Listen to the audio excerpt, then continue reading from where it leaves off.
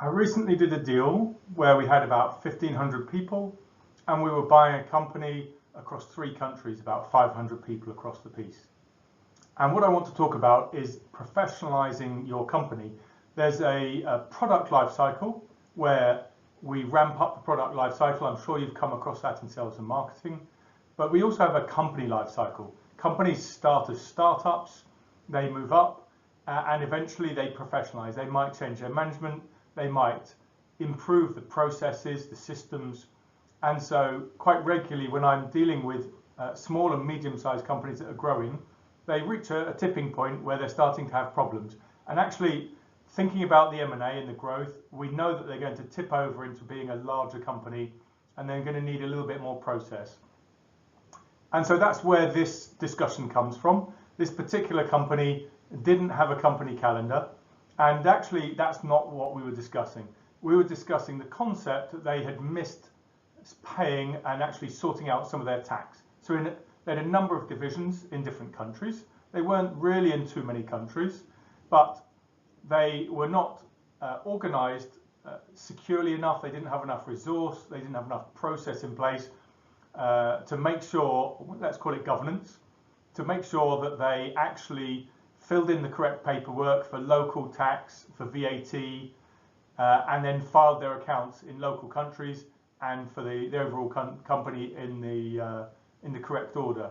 And so in talking to the global head of legal, we were discussing this as an issue, and I just said, show me your calendar. And she didn't know about calendars. She hadn't come across one before. She actually, during the conversation, immediately went onto Google and realized what I was talking about. And we discussed, pretty colors. You could have a color for the UK, a color for Germany, a color for Italy. You could have different colors for different jurisdictions or different divisions. And so all the things that you're supposed to be adhering to, whether it be a financial calendar or legally, what are the dates you need to hit, and so you can then plan for them, and you can have internally, we need to do this by this date, so that externally we filed this by then.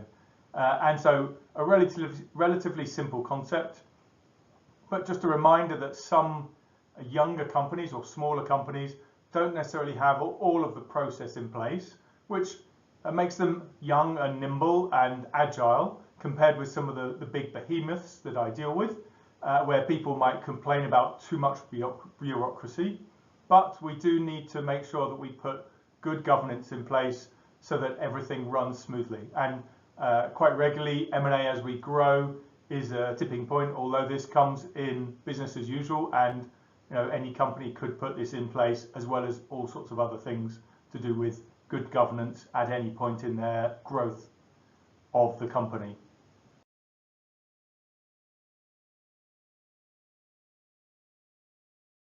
Hi, I'm Danny Davis. I help plan the European side of a $6 billion deal with 30 countries and 30 work streams. I wrote the book M&A Integration, How to Do It, and I've been a guest speaker at London Business School for over 20 years. I do coaching, training and consulting. Give me a call or send me an email.